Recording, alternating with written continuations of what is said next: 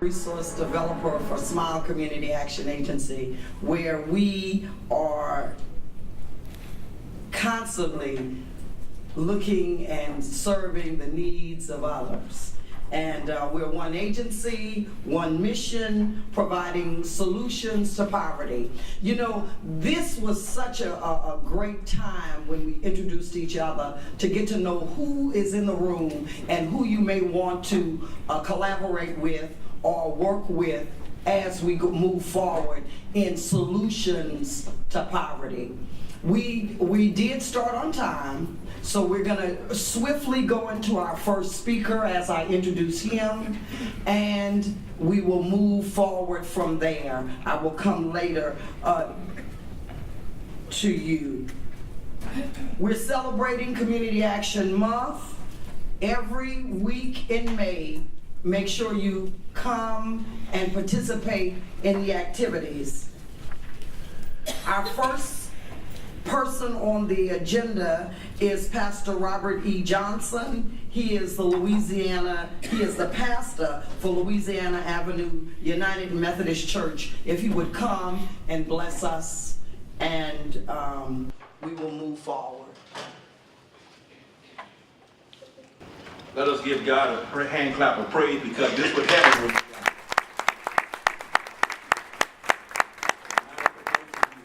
on Sundays, but this would happen look like when everybody comes together for the common good of God's children. Let us pray. Most gracious and wonderful God, we come together, God, gathered to do your will. To remind us, God, of Matthew 25. You said when they was hungry, we fed them. When they were naked, we clothed them. When they were thirsty, we gave them something to drink. And when they were a stranger, we welcomed them in. And Father God, they asked the question, when did we do this for the least of those? Father God, let us continue to work together, because you said in your word that there will always be the poor among us, Lord. And Father God, let us remove ourselves from our places of business and places of worship, God, to know that somebody slept on the street last night. Somebody slept under a bridge. Somebody slept in a car, Lord. And somebody's trying to find a place to lay their head. And Father God, remove ourselves, God, but to come focused to say, what can I do more for God's children? The one who I passed by this morning. And Father God, may you open our hearts, open up our mind to receive those messages from our presenters today. In Jesus' name we pray. Amen. Amen. Amen. Amen. Thank you so much. Pastor Johnson is a partner with Smile Community Action Agency and has been for some time, and we appreciate you. As we move forward in our agenda for today, we're going to have Mr. Robert Blue. He is the tribal liaison for AmeriGroup,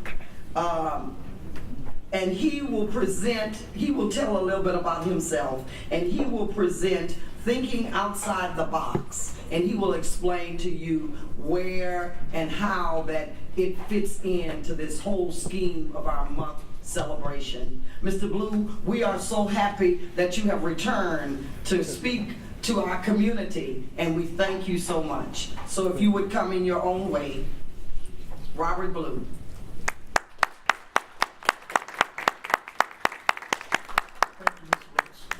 Good morning, everybody.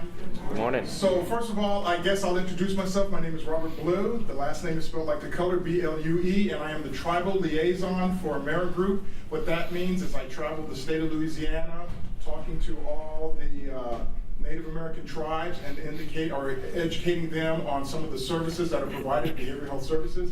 And I also travel the state doing cultural competency trainings for the behavioral health providers, so that way they have a little bit of an understanding of the diverse population that we have here in Louisiana, because sometimes people just aren't really aware of other cultures. And sometimes when people think of cultures, they think of races, but as we know, culture is everything. All of us have our own individual cultures because all of us are individuals.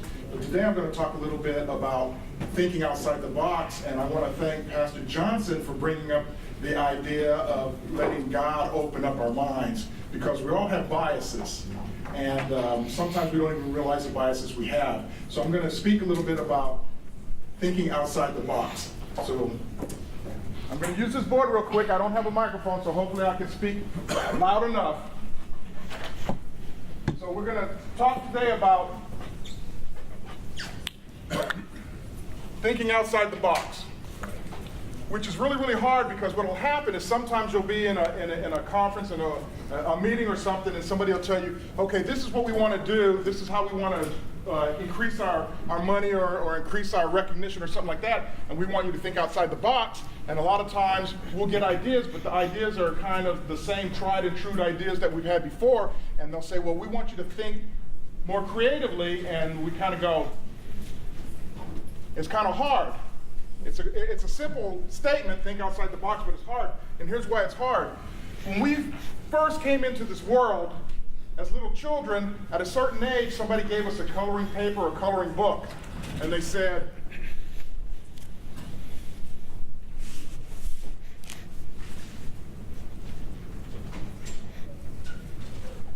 here's a tree. So we all know usually what color are leaves. Green. And what color is bark? Brown. Okay, but we know in reality or in real life, a lot of times there are leaves that are multicolored. Not all leaves are green. And we know that bark can be brownish gray, a grayish black, tan, there's different colors. But what happens is they give us this coloring book, and as little children, we color. And I don't have a whole lot of colors here, so, but. And then we hand it back to our parents or grandparents or something like that, and the first thing they say is, oh, isn't that cute, isn't that good? Good job, that looks great, let me put it on the refrigerator. And everything is good, because as children, we have this real large creative mind. And again, Pastor Johnson, I don't know, maybe because we're closer to God at that age or something, but we have a lot of creativity. But then, a couple of years later, or somewhere in there, what do they tell us to do when they give us another? Draw within the lines. Okay, so that first instruction, draw within the lines, is literally telling you what? Think inside the box, conform. Okay? We want you to stay in these lines because we're starting to teach you or train you, or what I like to say, program you into a certain way that's acceptable. Because there's a certain age where we can color outside the line and it's cute and it's acceptable, but then we get to a certain age where society expects us to now stay within the lines, color within the lines. Okay? Then what happens is, again, and if I had the markers, what color is the leaves? Green. What color is the bark? Brown. So now not only do we have to stay in line, but now we have to kind of conform to what society tells us is the right color. Well, again, in nature, there is no right color, but we're being conformed. So now what would happen if I asked you, or if I gave you a coloring paper and I said, color the tree, most of us would color the leaves green, the bark brown. Some of us that are more artistic might do a fall tree, so you've got some oranges in there, some yellows, or something like that. It just all depends. Or somebody might have grown up around palm trees, and so they make the bark that beige color, something like that. So that's from experience and that's from creativity, but probably the majority of people in here would stay within the lines and do the green and the brown. So then if I said, okay, here's that same piece of paper, now I want you to think outside the box and do something really creative with this piece of paper.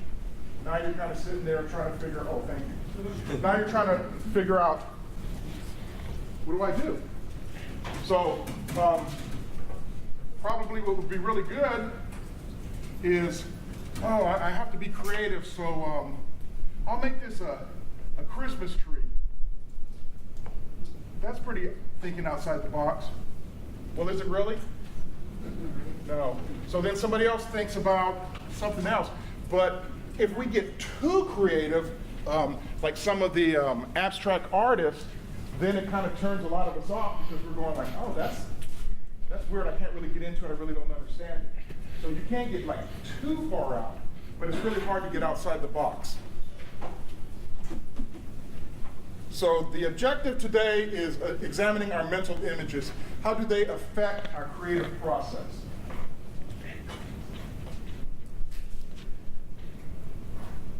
Mental images. What is a mental image? Something that's in your head. Visualizing. Okay, so we could either, sometimes, let's say today, we might actually be listening to me, but in our mind visualizing something else. Because we know it's Friday and there's something that we want to do this weekend and we're already planning on it and we're seeing it in our head. Sometimes we'll close our eyes and visualize it. We can look up at the wall or something like that. In this day and age, we call that multitasking. But I know when I was growing up, it's like, pay attention. You're focused, you're wondering. A mental image is an experience that, on most occasions, significantly resembles the experience of perceiving some object, event, or scene, but occurs when the relevant object, event, or scene is not actually present to the senses. So again, it's kind of like a memory, but a memory can be projected into the future. Okay, so for example, I was coming here today and the overpass on the 10 was blocked. There was a multiple car accident there. All right, so now I've got that image in my mind. So probably when I go after this conference today and I go back home, I'll probably have that image in my mind as I'm going home, even though that accident will have been long gone removed, I'll still have that image. Now the next time I come here to Lafayette, I might have, as they would say, a flashback of that image. But the thing about it is that image has now been imprinted in my mind. And so society a lot of times will imprint certain images in your mind. All right. And they can do it not only visually, but they can do it through sound. So when you're listening to the radio and they're telling you what kind of toothpaste you need to use, they're implanting an image. Now, depending on how strong that image is, I won't talk about the different toothpaste, but there's a variety of toothpaste, but there's probably a toothpaste that you chose over the competition. Why? Is it a better tasting toothpaste? Does it really get your teeth that much cleaner or that much whiter? Or is it was just something about, did they repeat that advertisement enough that now it's in your mind, it's an image? Or was it a visual picture of a sunset associated with that toothpaste that now you're thinking like, oh, if I get this toothpaste when I smile, everybody will see the sun, or just whatever it is. But there is an image, okay? Now what happens is we think we're free thinkers, but we're really not free thinkers, because when you see something, you're going to go to that bias in your mind, whatever it is. It could be a positive bias, it could be a negative bias, but you're going to go to that. And that's why it's hard to think outside of the box, because we have been programmed to think a certain way. But it's funny because, you know, they tell us that, well, we're all individuals and you're an individual, you need to do your own thing. But we all know that as we join groups, to really be part of that group, we have to conform to whatever that group is. So how much of an individual are we? To probably be complete individuals, we probably would have to live out somewhere in the Sahara by ourselves or something, where there is no influence other than, okay, now I gotta deal with the sun and those influences out there. The Cambridge Dictionary defines surfer as a person who rides on a wave on a special board. Now sometimes when I do my cultural competency trainings and stuff, I ask people what they think of a surfer. But when I first started doing this years and years ago, everybody thought of a surfer as somebody on the board. But now with the new generation, I've been getting answers like people on a computer. Okay, so we're not talking about people on a computer surfing the World Wide Web. We're talking about somebody who rides a board. So when that word surfer came up, or I was saying surfer, you don't have to say it, but what was the image, the physical image in your mind of that surfer? What did that surfer look like? All dark and handsome.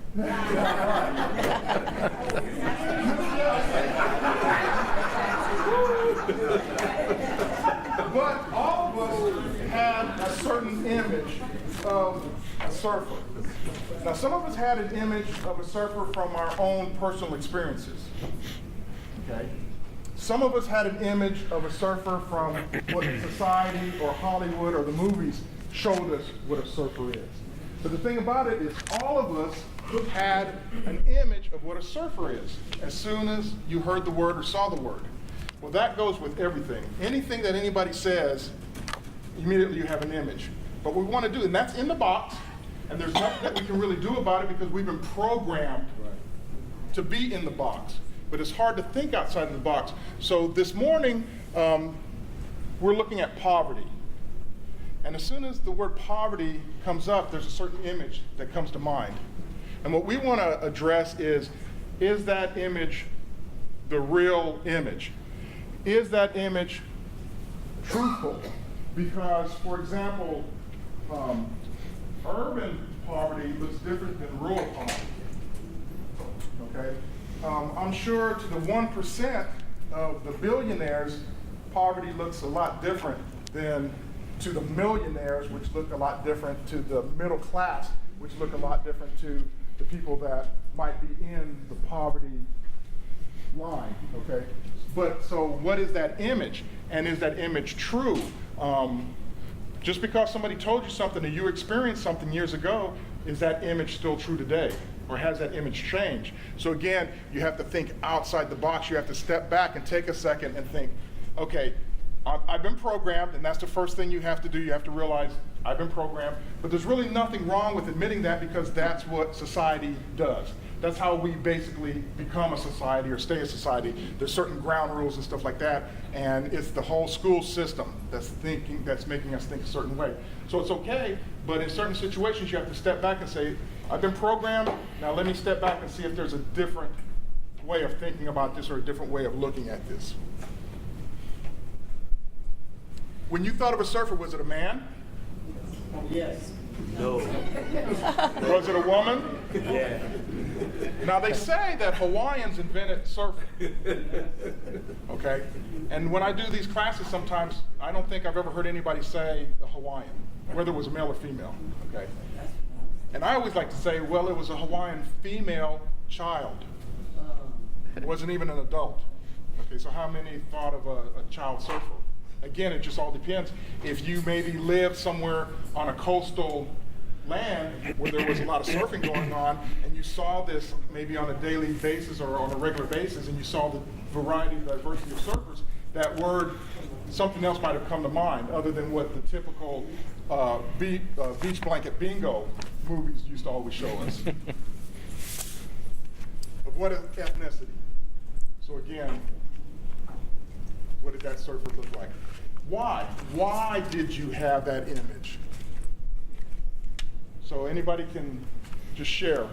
And I gave you a lot of points why you would have that image. Yes, ma'am. Because I lived in Houston and we went to Galveston when we were teenagers, and they were all skinny white guys with long blonde hair. Now here's another thing too. Thank you for sharing that. Because sometimes, you know, the elephant in the room, the race type of thing, and you know, people tend to. But we really need to talk about that to really get over that whole thing instead of just. So I really appreciate you sharing that, because a lot of times I believe that when I think of a surfer, that's the image I have, because when I was growing up in the 60s, the beach surfer movies, that's who they used. So the question is, that's what you saw, but then the next question would be, why was it skinny, young, white males? I mean, the beach was free to everybody, okay? But were surfboards too expensive? No, that only portray an image. I'm sorry? They were trying to portray an image that people that are huge are not acceptable in society. They wanted everybody to be thin. Okay. And blonde. Okay. Thin and dark hair. Yes. But being a little overweight was not acceptable in Hollywood. Right. So they portrayed negative images of people. Okay, so if I was overweight and I lived in Houston and I was white and had blonde hair, I might not go surfing because I really don't fit that image, and I might get criticized by the perfect image. So there's a lot of reasons why certain things happen that it's open to everybody, but everybody doesn't come, because again, it can be subconscious. Like, you know, when they tell us, if you work hard enough, you can achieve anything in life. And we believe it for a while until we get to whatever that class ceiling is for us, and then we go, well, I'm just as qualified or maybe even more qualified, and I've worked hard, but I'm not achieving. And then what really gets you is not the fact that the person that has achieved something has worked as hard as you, but it's the person that has achieved more than you that hasn't worked as hard as you. So then the reality kicks in and you kind of start thinking, so they're putting you in a box. What image comes to mind when you say home?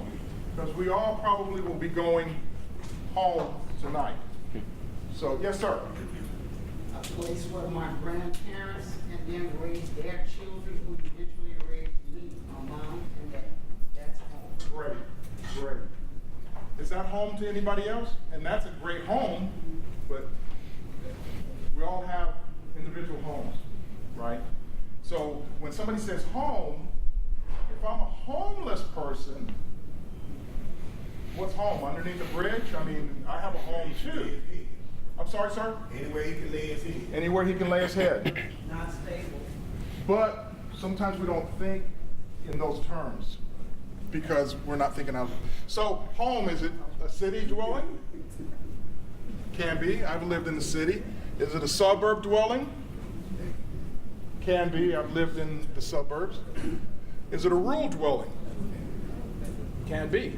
So I'm speaking with somebody and I'm talking about their home or my home, and they've got an image and I have an image, and sometimes those images don't really connect because I'm looking at the world through my own eyes, through my own experience, and sometimes it's hard for me to connect. They say women are from Venus and men are from Mars.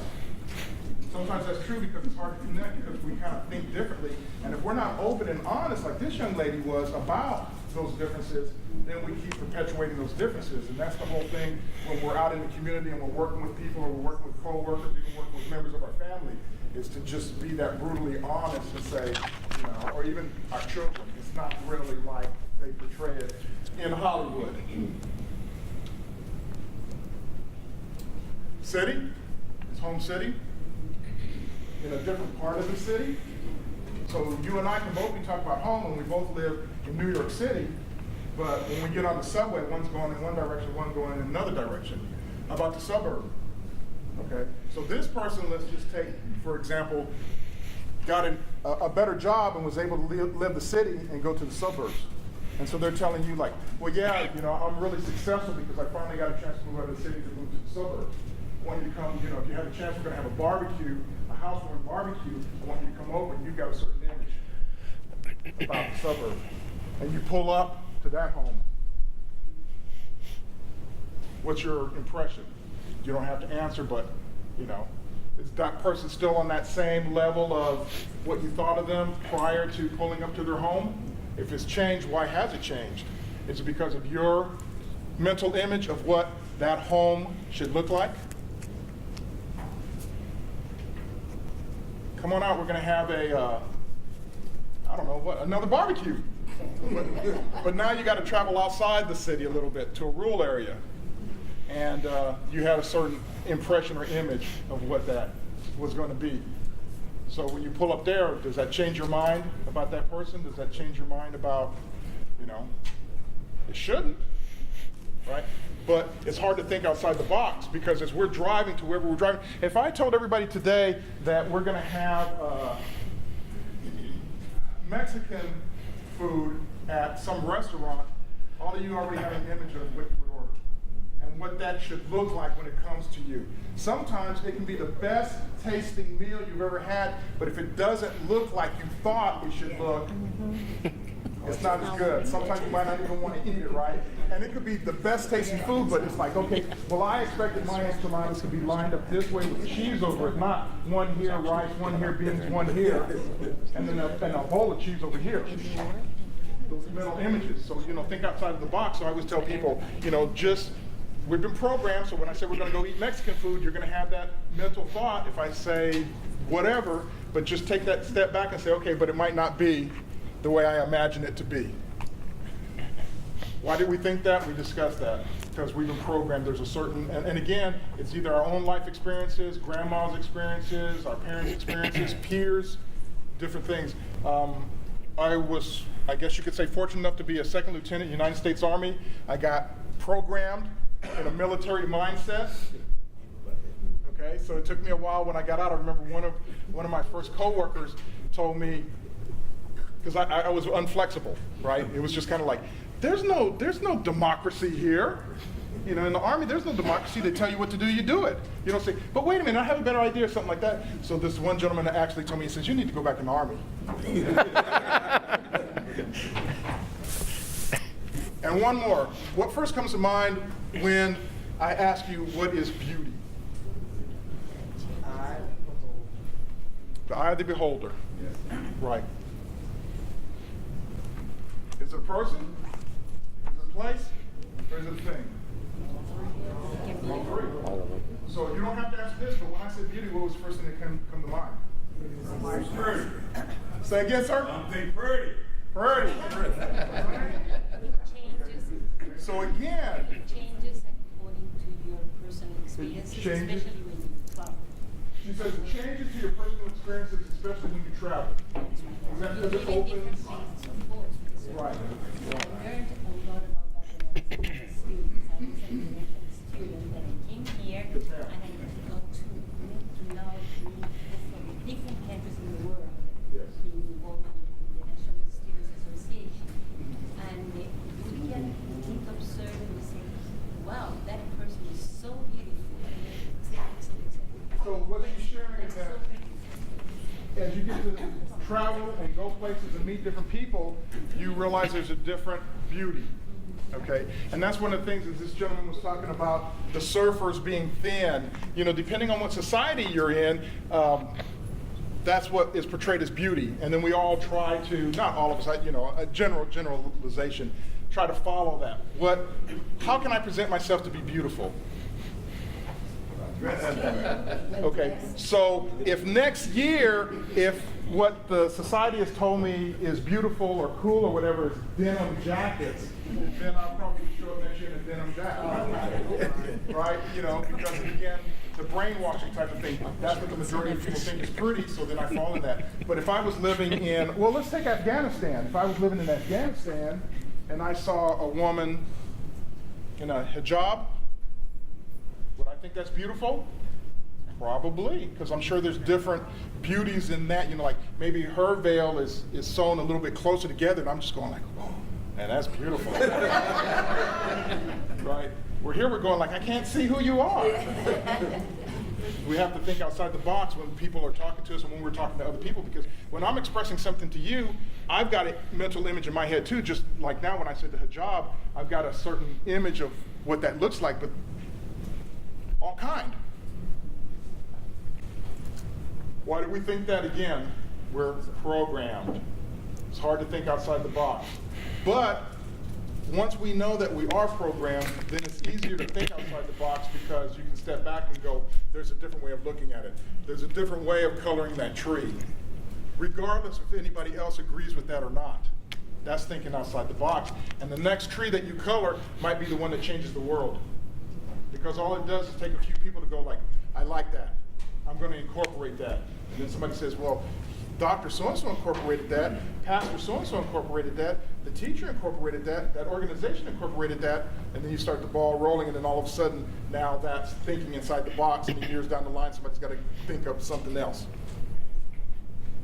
These mental images could have come from your parents, your grandparents, your siblings, your friends, school, media, or personal experiences. We don't know where some of these images come from. We just know that they're in there and they're in there for good. It can be difficult for us to think outside of the box. All of our images are still in the box. Thinking outside the box is the ability to see things differently. To accomplish this, we must first think of people differently. So like this young lady was saying, since she traveled the world, now she has a better understanding or a better ability to look at people differently. Because she went outside. You know, the first thing when we grow up, we live inside the house. And that's the whole world, is the house.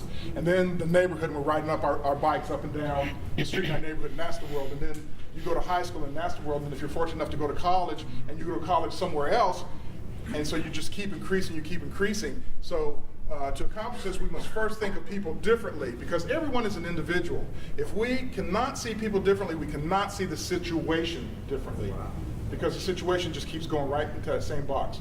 Oh, I see a man walking down the street. He looks a little disheveled, a little bit dirty. Oh, he must be homeless. He must be poverty-stricken. He must be a drug addict. He must be an alcoholic. He must be a wife beater. He must be whatever. Instead of thinking like, I don't know, I mean, maybe the guy just came from Lowe's and he's building a new home for his family. I don't know, okay? But that's definitely not an image they try to put in the box for you to think of all the time. It's the negative image. It is the people that make the difference. Them and us. We can make a huge difference by being the first one when you go home sharing that idea about we need to kind of think outside the box. Don't just think of something and accept it. Always challenge, always be challenging. What are some of the ways we can start to see people differently? Real quick, and then I'm through. Any ideas? Get to know them. Don't be afraid of them. Don't be afraid of them. You know, be open-minded. Don't judge them. Don't judge them. Those are real good answers. So keep those in mind. The thing that really holds us back from meeting most people and stuff is fear. Okay. I feel a little bit uncomfortable. I know one of the issues that I had, I never really felt that uncomfortable because my father was in the military and we moved around quite a bit and I got to meet. So I was really not that uncomfortable meeting different looking people. Where my uncomfortability came in was meeting people that had physical challenges. You know, there's a gentleman in a wheelchair. What do I say to him? Oh, I'm so, no, just go, hey man, what's going on? You know what I mean? But there's those type of things. So as you stretch yourself, you grow and you bring more of that into yourself and that comes back out into the community. So whatever you're having a little bit of a challenge with, kind of, you know, take those little steps and work on that. When we begin looking at people differently, we begin looking at situations. Thus, we begin to see outside the box. So it's all about looking at something different. A place, looking at a place different, like, you know, the beauty, you got the person, place, or thing. You can look at everything differently, and it's going to give you eventually a different viewpoint. So thank you so very much for your participation.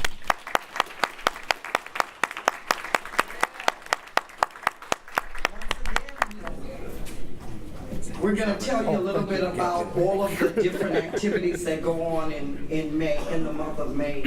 So we're going to ask that Dr. Jason Hoffman, the United Way of Acadiana, the United Way of St. Landry Evangeline, and the United Way of Iberia was not able to be here. Miss Rowley was not able to be here today. But we do have Dr. Hoffman and Miss Ginger Lacombe. Okay, if you would come and explain to us the elements and the changes and the updates of the ALICE report. Thank you so much.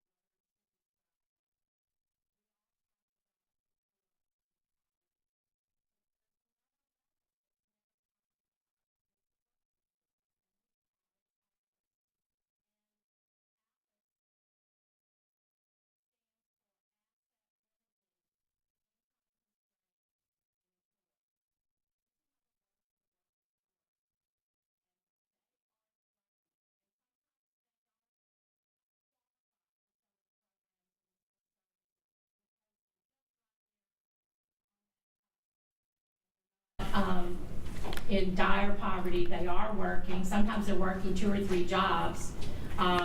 Sometimes they're actually relying on family members, moms, grandparents, whoever, to help them just make it through the month.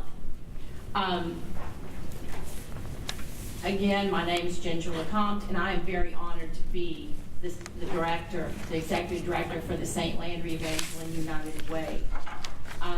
I've served these citizens in our 2 parishes with great pride and honor, and it's a privilege. But also, more importantly, I guess, is I'm called Ganny to 2 4-year-old twins. And so that to me is the icing on the cake, Olivia and Lucas. Also, did the superintendent leave? Yeah, another meeting. Yeah. Okay. Well, I wanted to tell him, and there are many teachers in here, so I just want to apologize in advance for what I'm about to say. But when my There's some retired. okay. So when my son, he's all boy, and when he started school, I would get C's on his conduct grade, and he would be kind of upset, but not a whole lot of upset. And I was concerned that these constant C's on conduct would kind of tamp down his spirit and kind of, have a negative effect on his self-esteem. So I would tell him that C stood for creativity. Sorry.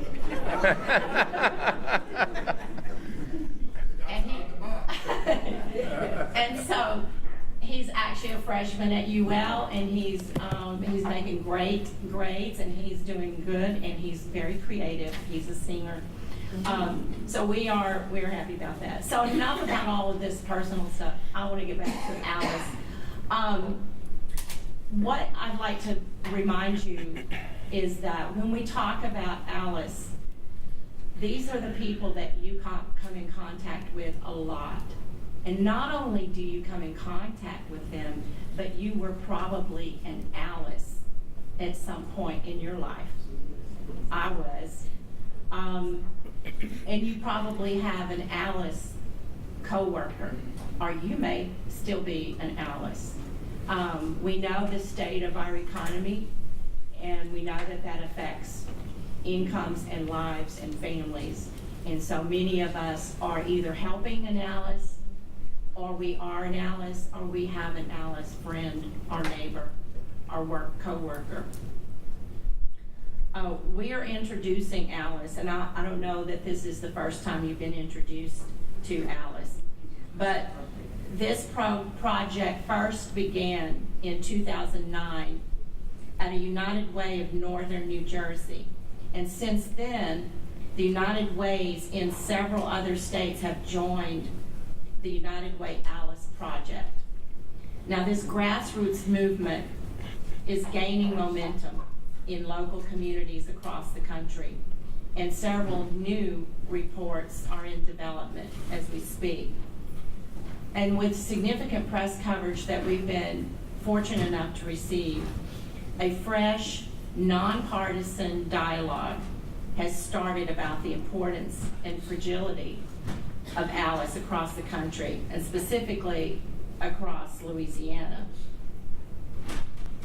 This is, of course, our state, and each one of those are highlighted along with the local United Way in that jurisdiction. We have 2 parishes in ours, in St. Landry, in Evangeline. But as you can see from the different shades, that's going to tell you kind of where they all stand and what parishes we're talking about in the Alice report. Louisiana United Ways are involved in this project, and we use it as a framework of the work that we do. Without this forming that framework, a lot of our projects, programs, initiatives would not have as much impact, because we now know who our target is when we're working in our communities.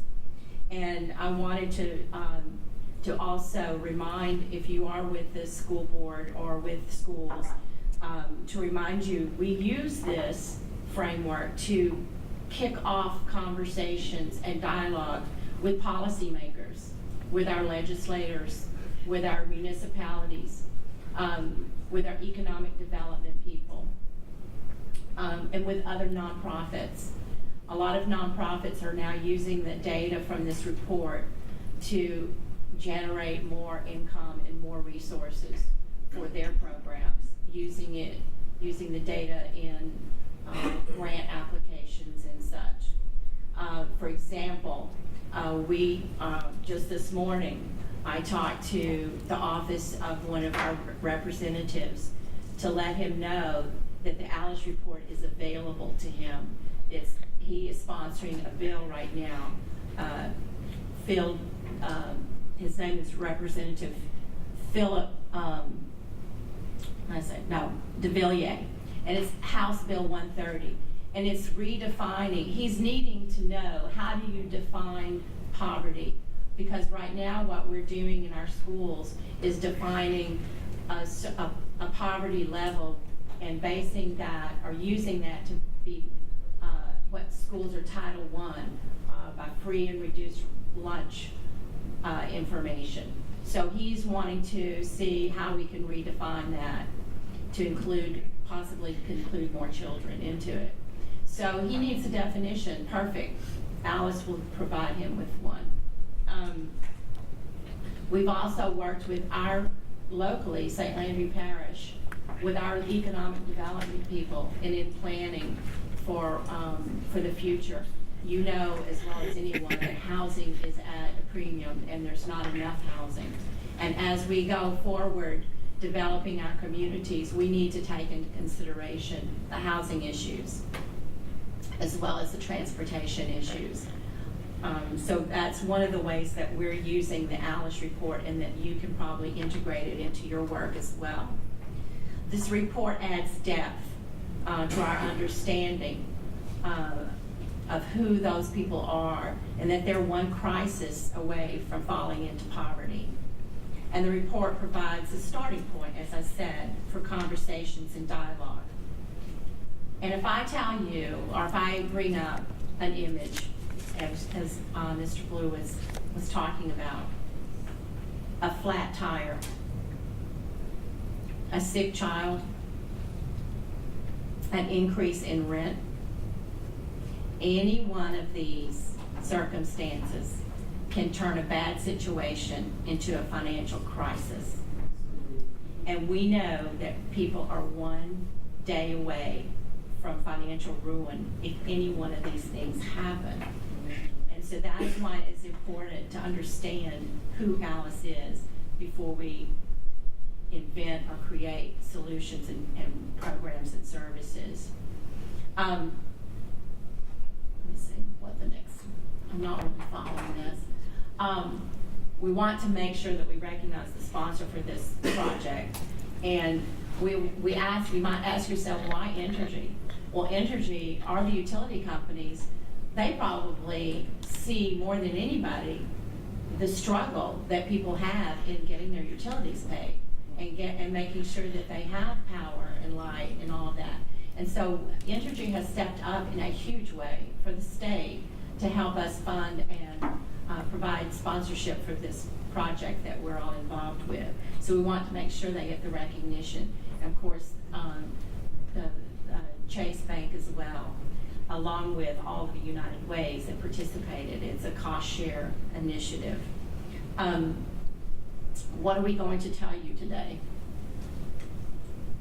I hope that at the end of this presentation that we're going to present to you some data that you didn't already know, and that you understand that this is a new standard way of measuring the size of the workplace in Louisiana and in each parish and community that is struggling financially. From this presentation, you're going to discover why ALIS workers are essential to the fabric of our society, because you're going to learn where ALIS is working. ALIS works in jobs that are integral to our communities and that you are reliant on. They're educators, they're home health workers, they're servers, they're cashiers, they're bank tellers. They're all workers that we rely on and that we cross paths with every day. You're going to learn what the household survival budget is in Louisiana and how it compares to some people's reality. You're going to find out what the ALICE threshold is based on that survival budget. And we're going to show you where you can learn about ALICE in your own community, where you live, where you work. The future success of our communities is directly influenced by the financial stability of ALICE households. So when ALICE suffers and is forced to make difficult choices, we all face serious consequences. One of the things that the United Way, a hallmark of United Way, and it's not just a slogan or a catchphrase, but we believe strongly that when you reach out with your hand to one person, you influence the condition of all. And so what you do matters. And my personal connection to the community action is that I was recently asked to serve on the advisory board for the St. Landry Parish Community Action. I'm new to this piece of it, but I've been very well aware of the work that you all do, that you're in the trenches and that you're the ones that are making the difference. That all we all can do is work together and kind of blend in and thread all of our passions together to make it a better community. I'm going to give this over to my colleague and friend, Jason Huffman with the United Way of Acadiana, and I thank y'all for this week.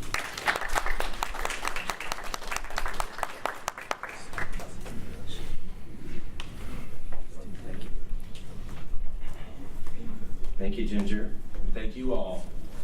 Thanks to Smile for hosting us here this morning. One of the things that I want to do is to tie, just as Ginger did, but to tie this to Mr. Blue, your excellent presentation. Thank you. Because one of the things Mr. Blue asked us to do is think about the image that we get in our mind when we hear the word poverty. And that's so important for a couple of reasons. And it's part of the reason why we in the United Way family are so passionate about the fact that this is available to us now, because we really feel like this unlocks a couple of key things. So we have that image, right? We have that image in our minds when we think of the word poverty. But we know that poverty isn't just a concept, right? It's a number. It's a number that, is handed down to us from Uncle Sam. And as you all doing this work, many of you are from Smile and from other nonprofits doing public service work right here in Acadiana in our communities, you are very well aware that that number isn't sufficient information to deal with the things we know need addressed when we have that mental image of poverty, right? So, just to put a plain statement around that, 100% of the federal poverty limit, right? That doesn't cut it for almost anything that we do, right? That's a big part of the motivation behind why the United Ways really wanted to explore this and to support this study here in Louisiana. As Ginger mentioned, it started in New Jersey, but we could see that the value that could bring to our discussions. And the other link to that presentation from Mr. Blue is the fact that we also know that sometimes those mental images can get in the way of conversations, right? Policymakers, people who are implementing decisions at a company, right? This image or this word or the images that associate with the word poverty might keep them from engaging in the way that we need to, or the way that we need them to. I missed a word there. And so we think that this report can help us get past that a little bit, right? Can help engage that dialogue in a little bit more productive manner by getting to the hard data to show that poverty, the concept, is much bigger than poverty the number, okay? And so let's get to some of the numbers that get toward that financial instability, that working poor, that really a little bit closer to the mental image of poverty, of folks who are trying but are struggling. And here's some of the data that shows us why. So I do want to remind you a couple things about how this is calculated. We've got, I'm going to try to make all this sit nicely. We've got an update from the original report. The original report came out a little over a year ago based on all the 2013 data that we basically have to wait until all the data is available from HUD and from the USDA and from Bureau of Labor and Statistics and from the IRS, so that it's all, we can compare apples to apples, right? Same data for the same year. So this is an update that just was published, a couple weeks ago, a few weeks ago, on the so it's the 2016 report. It's based on the next newest year's worth of data, and we have a few changes that we'd like to share with you today. But just a reminder of how this gets calculated. We know the federal poverty limit is too simplistic of an approach, and so what the ALIS report, what the calculations get into are what are the actual costs here in Louisiana, and then furthermore, what's the cost in Lafayette Parish? What's the cost in St. Landry Parish? What's the cost in Iberia Parish? We all know that things, even things like food, I mean, housing is probably an easier example to think of, but even things like food could have a different cost in Iberia versus Lafayette, right? And so that's what this is trying to get to, is what are those actual costs for basic living expenses. And so the biggest 5 categories, these aren't the only things that go in there, but they're the biggest ones. Housing, childcare, if it's a household with children, food, transportation, and healthcare. There's also a little bit in there for miscellaneous, there's a little bit in there for taxes, but there's a lot that's not in there. Here's what's not in the ALIS budget, because what they're trying to calculate is what's the bare minimum? What does it really take to make ends meet, just to pay the bills? Put food on the table, pay the bills. So what's not included is a cell phone. Okay? What's not included is cable television. What's not included is eating out at a restaurant ever. Okay? So this really is trying to get at that idea of what's the bare minimum. So you're shopping at a grocery store and you're doing it smartly. Right? We know that there's ways to not shop smartly, not shop wisely, and not spend your money wisely in the grocery store. But this is trying to get at what's the bare minimum of doing that very, very well to establish what the cost is, again, right here in Louisiana and in the individual parishes. Diapers or formula, things like haircuts, birthday gifts, that comes up a lot, right?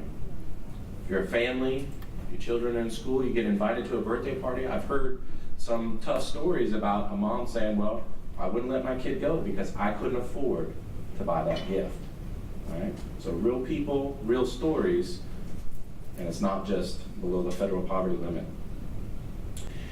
Well, here's some of the newer data. What you're looking at, the 2 columns, let's talk about first, are the middle ones. Because the other thing that we think is too simplistic about the federal poverty limit is that it treats households just by counting heads. Right? So if it's 3 elderly people living together, that's the same type of household, 3, as a mother and 2 young children.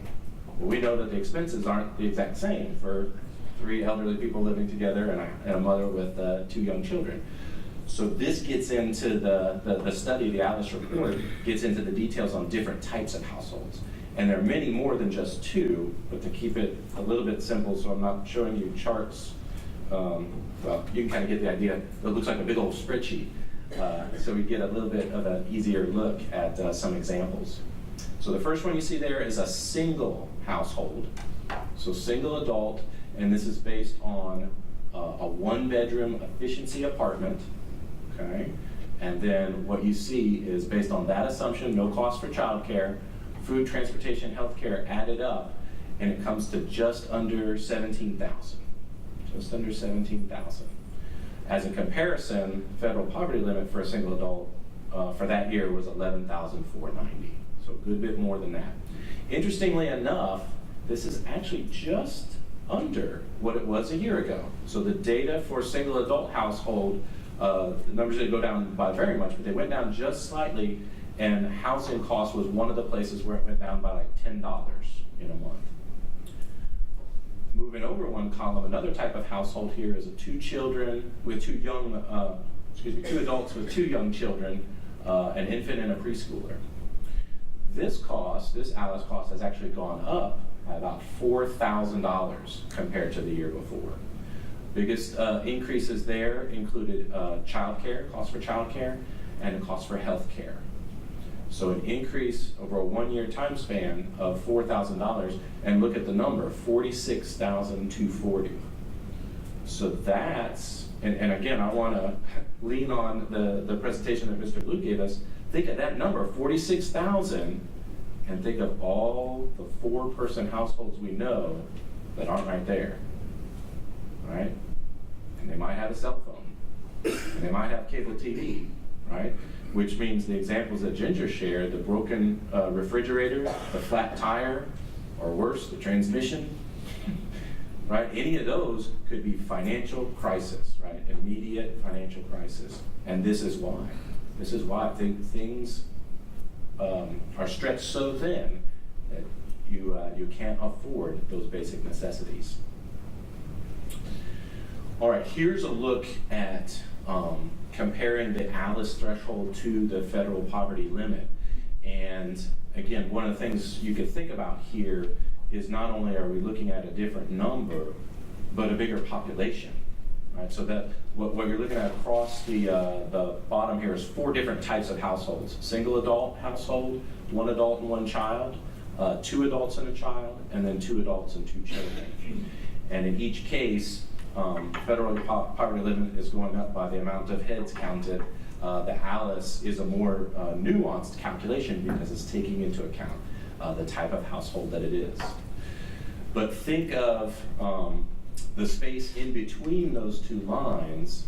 That's this population that we're defining now as the ALIS population. These are all those people that don't fall under the federal poverty limit.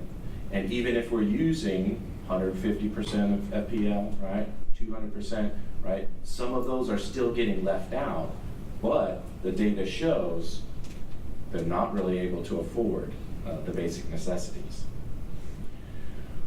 What does that look like on the income side? So this is, again, a little bit different, not so much for the single adult household on the left-hand column there, but on the right-hand column, remember that number went up about $4,000 from the year before. That's about an extra $1.85 per hour needed for the household, which doesn't sound like a whole lot, but think about it. Right? We're talking about in the last couple of years, here in Louisiana, here in Acadiana, wages have not gone up by $1.85 an hour, even by that amount. So that has actually stretched, and we'll see this on I think it's the next slide, a couple from here. We'll see how that's impacted across the state. Wages have not kept up with some of those increased costs. So this kind of leads into that. So this is actually a look at the actual jobs available in the state of Louisiana. So what we find is the large majority, I'm sorry, the colors don't come out that well. There is a top bar on that first bar, there's actually 3 shaded regions.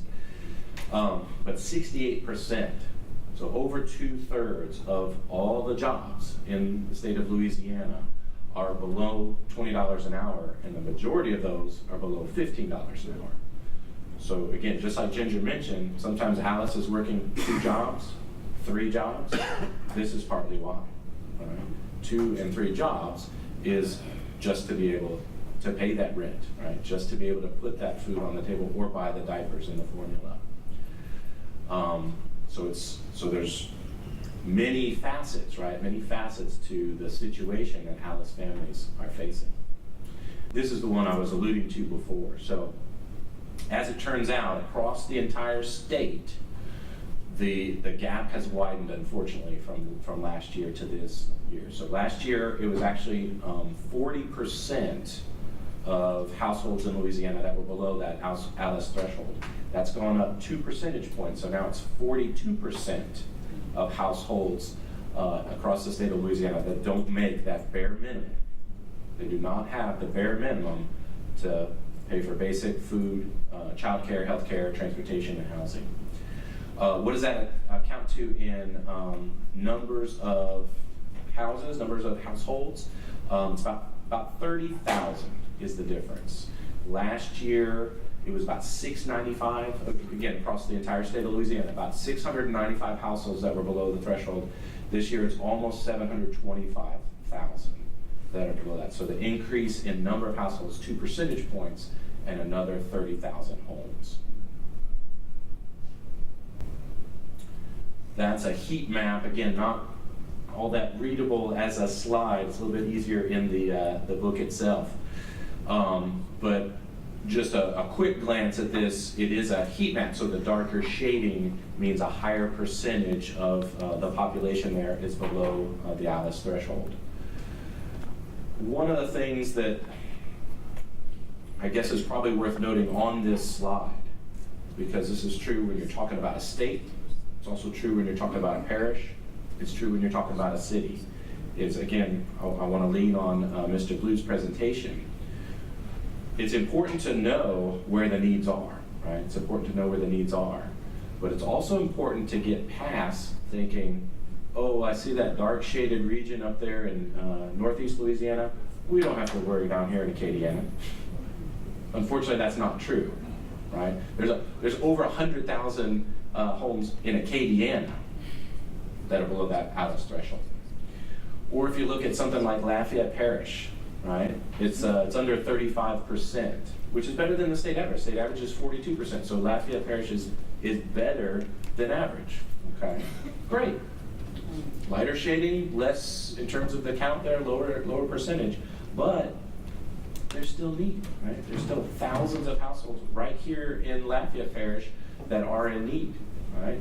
In one district of Lafayette in the city, it's 67%. That's 2 out of every 3 households that are below that ALIS threshold. So again, very important to know where the need is and see the geography, but also important to get past making a mental assumption that, oh, those folks over there are the ones that need help, not us. We don't have to worry about it. And of course, we're probably close enough to the action that we don't make that mistake with this population and with this concept. But important in those conversations with policymakers, right? Important when we're having conversations with potential supporters and donors, those that are coming to us from the corporate world that might have a way to offer resources to help, right? The ALIS report, because of the detailed level of data, even inside the parish, can help us get past making an assumption based on, oh, well, that problem is over there, okay? So this is certainly unreadable as a slide, but what I'll promise you is more readable, and this is all available online. You can get to it from Ginger's website, from our website, also the Louisiana State Organization, LAUW, which is, I think, it's launitedway.org. You can download this whole report. It's just a PDF up there. But what it amounts to is that every single parish has a 2-page summary of what the data look like in that parish. So again, we know that the cost of rent, cost of food is going to be different in Orleans Parish than it is in Lafayette or Iberia or St. Martin or St. Landry.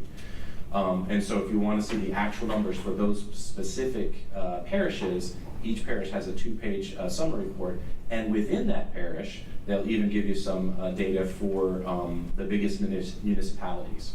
So very, very detailed information, and it gets us down to a pretty local level. This is a very, very important point. Hasn't changed a whole lot, honestly, from last year's data, is that ALIS is everyone and everywhere, right? There's no way that you can slice the data and say, well, these folks don't have to worry about it. This isn't ALIS. So if you're looking at racial demographics, if you're looking at gender, if you're looking at age, if you're looking at geography, is what we just looked at. ALIS is in every part of our state and every community. These are folks that are struggling to make ends meet. So this just compares those percentages, ALIS, poverty, and above the threshold across the total population. This is age brackets, and you do see the one that's a good bit higher. You can't see the shading at the top of the bar, sorry about that. But what that is the under 25. So that's, I'm filing a tax return as a head of household, and I'm younger than 25. So not too surprisingly, folks, certainly at the very beginning of their careers, there's going to be more of those that are making under that threshold there. Now this is an important slide, and this actually hadn't changed from last year because we didn't have and this is the 2014 election, so it actually matches the year for the income data. But ALIS turns out to vote. The first bar that you see there, 41% of the households that turned out to vote in Louisiana in the 2014 midterm Senate election were below 50,000 annual income per household. So that's almost entirely made up of ALIS and below households. So it's a population worth paying attention to, right? Because we know that they will be out at the polls, they'll be having their voice heard.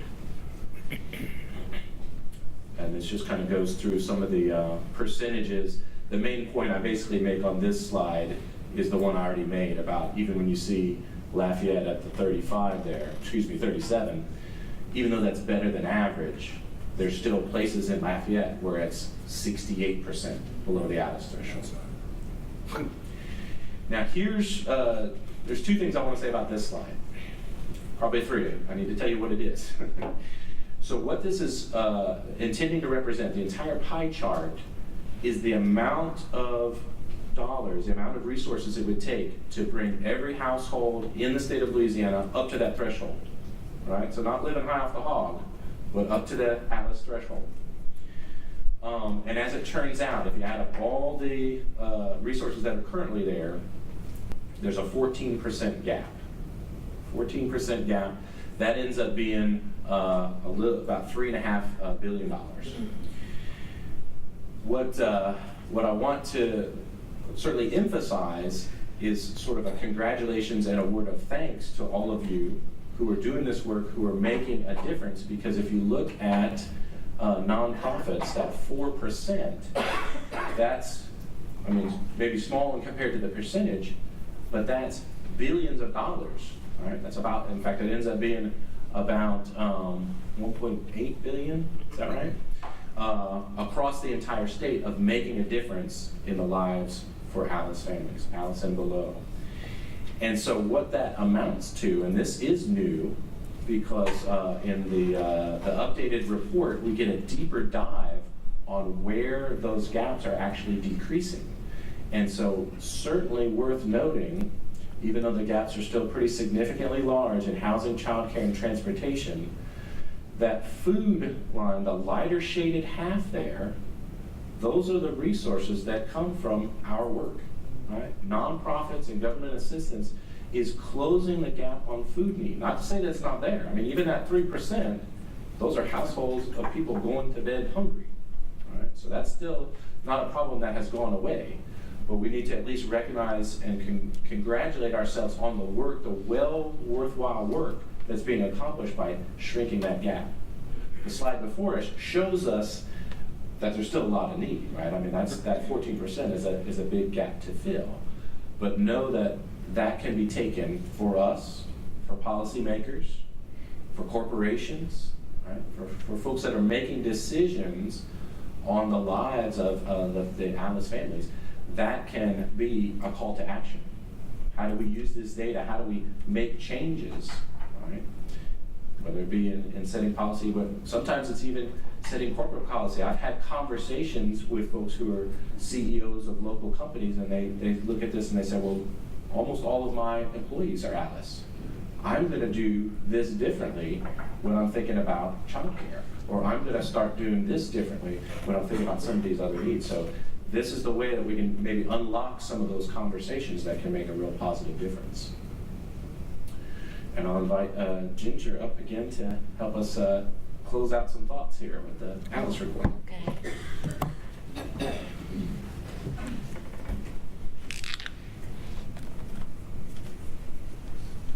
I gotta read the slide to see what I'm supposed to say. This is Corlene's spot, okay? She's not here. I think, you know. Excuse me, I have a question with that. Sure. Right, I have a question. Uh-huh. What are the outcome measurements are they taking to decrease, basically the poverty line itself? We understand that nonprofits are doing what they can and other agencies. However, I would just like to know if there are additional measurements, because you always do, what is it, outcome measurements? Right. One of the things, now I know that the United Way is very focused on outcome and measures because we're very cognizant of the resources we have or don't have. We want to make sure that when we are putting resources into a program that we fund, that we understand at the end of the day how effective is that program. Are they meeting their mission statement? And are they, I guess the example is if you are a program that provides food or financial literacy, how many people is not how many came through the door every month, but how many no longer need to come through the door. And so we look at that as how effective is this program, especially on like financial literacy. We have a program that we fund, but we want to know not how many people necessarily do you have in that program all the time, but how many of them graduated out and are doing well with their budgeting and their financial issues. So we do that as a system, and I would encourage any of you that that helps in those kind of capacities to make sure that you're looking at that at the end of the day. How effective is what you're doing? Is that working? Does that answer your question? Yeah, yes. Thank you. Any other? Just, well, we're gonna let you close out with Okay. your last. Well, I think basically to just summarize this is how does this affect us all, and what are we to do with this information? And so what we're doing is putting out the challenge to everyone, nonprofits, government agencies, our legislators. We have, in our United Way, we have gotten new energy around advocacy work. So we are more cognizant of the bills and who our representatives are and what are they doing to address this. And that slide that talked about the voters has a big impact, because if you're a legislator and you see that 41% of your constituents are watching you, then you're going to be more likely to affect change in a positive way for them. And so that, we remind them of that as well. But we also look at things like right now, the wage gap. One of the problems is wage with Alice families. But if you dig a little deeper, women are still 67% of what a man makes for the same job. And women of color, it's like 48%. That needs to change. There's a bill in the legislative level right now. What about the black male? Yeah, it's right now, they're looking at that. There is a bill, so pay attention to that. The other is, domestic violence plays a role. We have women that escape from the domestic violence situation dead broke. They have no assets. So we have been advocating for better laws and stricter laws on that, because we know a lot of these women have families, small children or children, and they're trying to start over, essentially. So those are kind of some of the things on the peripheral that affect Alice. And so that's kind of where we are today with what's next. What do we, and how we can use this as a tool to affect positive change. Okay, well, could you hold your question just a minute? Go ahead. I want to know what instrument or measuring tool that they use for, like family services for Head Start. We have to use guidelines in order to qualify a child for school. And when I look at that, how could, it's across the board, Louisiana, how do a child, a family, a single mom, how they expect, that's causing poverty right now because you're not giving them enough, they're not making enough. So what tool or instrument do you use to determine that? So that's one of the things that we think is powerful about this data. Now, the policies haven't changed yet, but we think that this data will help turn the conversation in that direction so that we have a more rich way, a more nuanced way to define those who are in need and who could qualify for, say, something like Head Start assistance, something for food assistance, something for utilities. We talked about that before. So there's more data at hand. There's a more nuanced way to come up with those thresholds where the calculation would be more appropriate. I think what we ask is that those in those positions of policy making, that they don't necessarily turn their back on the statistics and data that was given down by the federal government in the 60s, and it's still the same formula today. You can't ignore that. I mean, that's why they keep saying 200% above. Why don't they just, fix that? That's my idea. But I mean, you can't ignore that. But we have to let them know that that's not where the real data lies.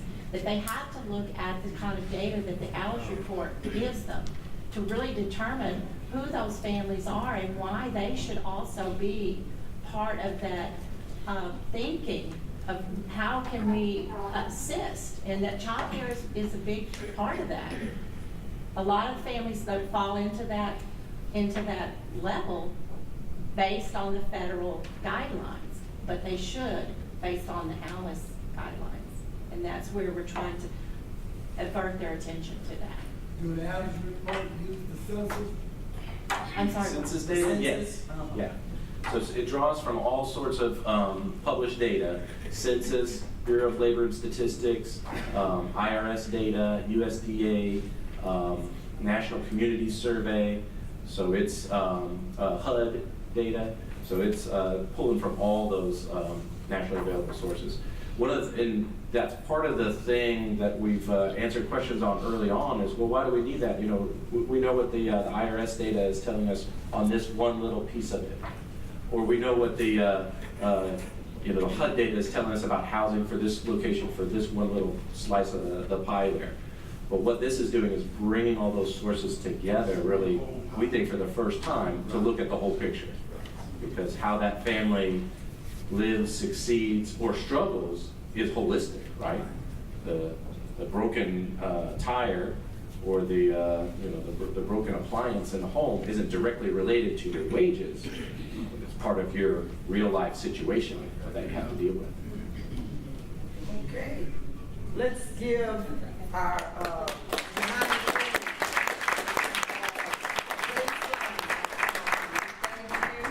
make sure you wear that around your building. And you the same. Thank you so much. And Reverend, we hadn't forgotten about you. Thank you so much. Now listen, we have 3 commercials. They're not going to be long. We want to thank you for coming. If you have any questions, we can answer. They'll be on hand to answer any questions you have. So just hold on to that. The Honorable Vincent Pierre, if you would just stand and say what district you represent and who you are. We thank you for coming in. Reverend Sonia came in too, but we had a lot of folks to come in afterwards, and we thank you for being here. Vince, Representative. Listen, thank you, and I appreciate you guys extending this invitation to me. This is music to my ears because throughout this whole legislative session, these are the kinds of statistics that you see that we battle every day. Just this past Wednesday, we fought for equal pay for women. We fought for issues that relates to women, and all of it failed on party lines. This is the thing that I ask you guys to do. I ask you guys, that, not me, you don't have to email me because my record speaks for itself of how I voted in the past and how I'm going to continue to vote. My office is located in the middle of this area. My doors are open every day. I see and hear some of the poverty issues as it relates to incarceration, as it relates to minimum wage, and those are my marching orders. And my marching orders to work for people that are less fortunate. And as they say, do unto others and do unto those that are less fortunate. And that's what I'm doing. So this particular legislation was this past Wednesday. We asked that in this piece of legislation, very simple, that a lady or a man or a woman can have some discussion as it relates to wages in the job place. Just basic discussion. Just talk about, listen, what I make and what's going on and what can we do to change that. That was a law that was drawn up to allow that to happen in the workplace. That particular vote failed this past week because of the party. They don't want, business and industries do not want you to do that because they have their own interests. They don't want to do the things that are right, and that is to try to afford people an opportunity to make equal wages. It's not only is it fair, but it's unlawful that those kinds of things happen. That's just the tip of the things that we have to deal with as legislators. The ALICE report as it relates to minimum wage. I looked at the statistics a minute ago. How can a family of two make those kind of funds and be able to take care of the bare necessities of their home? So all I'm asking is that you get engaged in the legislative process, as you mentioned. Call your legislators. Call those local guys. Just like they call you to be a part of all the wonderful fairs and festivals and all these things that they want you to be a part of, let them know that Big Brother is watching you. We're watching that you look out for the people that are less fortunate. But again, thank you all for offering me an opportunity. I'm glad that I'm able to come and look forward to continue to work with any initiative that I think are important to our community.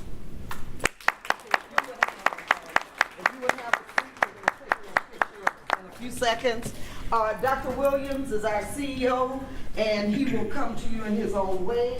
And we do have 2 commercials. All right, so I'm going to be very, very brief. I want to first of all say, Jason, the most surprising slide I saw up there was the one. Well, they all were informative, but the one that dealt with voter participation and it identified that we've always heard that poor people don't vote, poor people don't participate, economically challenged people don't participate, but that seems to differ in terms of voter participation and engagement. And it basically identified the fact that we do engage. And so if we are engaging, Representative Pierre, and I know that you have an initiative to have people to come on May the 10th to talk about the things that you just mentioned, now it's time for the policy setters to engage with us, because based upon that slide, we are engaging in the democratic and the political process. So we would encourage everybody to do that. I want to bring you greetings on behalf of Smile Community Action Agency. I want to thank all of the employees and the individuals that are here that helped to make this event possible. I want to thank all of you for coming, because we need to have these types of discussions. So many times we parch what we say based upon economics, based upon race, based upon all of the different things that you talked about. How do we imagine things and how do we view things? And as a community, we refrain from being the best that we can be because we are scared, frightened that we will be chastised, that we will be called out because we are speaking the truth as we see it. And there should be nothing wrong with that. So I'm really elated that we are all here this evening. I want to thank our board member for being here, Ms. Mary Baptiste. I haven't seen other board members walk in, but Ms. Baptiste is in. Former board members, Mr. Johnson, and others who are former board members. And just want to say, we have Ms. Janice Victoria Dixon with us, Nix with us rather, with the Employment Opportunity Center.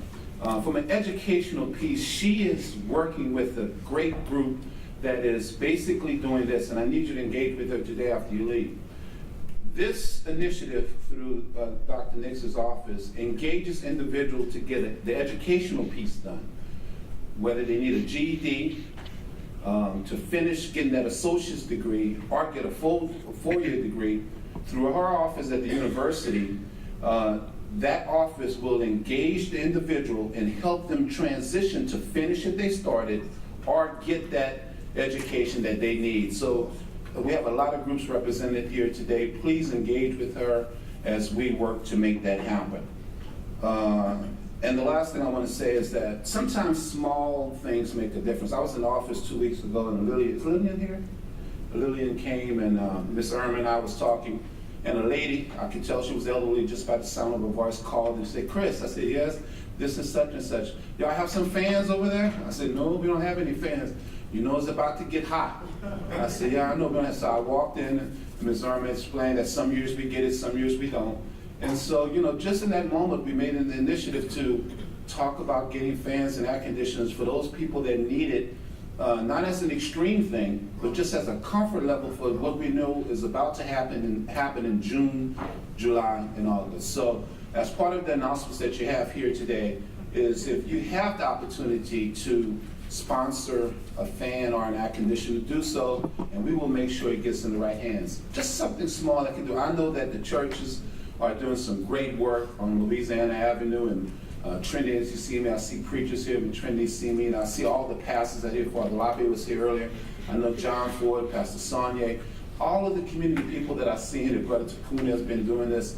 And it's just good to see all of you here today to have this discussion. The question is, how do we have the paradigm shift? Because I know that you guys have been to countless meetings like this. So how do we have the paradigm shift to take these discussions and move them to action? Take these discussions and move them to action from an advocacy standpoint, but also from a real productive standpoint. So 2 things as I close. We're going to ask that if you signed in, great. If you didn't sign in, please sign in with Ms. Vernon in the back. And the other thing is that Ms. Vernon gave everybody a card, and you had a card in your space, and that's part of our community assessment piece. Now, I know everybody was eating donuts, and some people wasn't too healthy, Ms. Vanessa, with our health and wellness program. Some people, not me, but I had some of them eating donuts. And I don't know if we didn't read the card right, but in order for that community assessment card to count, you can only check 1 box. So if you check more than 1 box, all I need you to do is check 1 box, get another card from Ms. Vernon, and check 1 box and give it back to her, because we don't want yours to be thrown out. We don't want no hanging chads, right?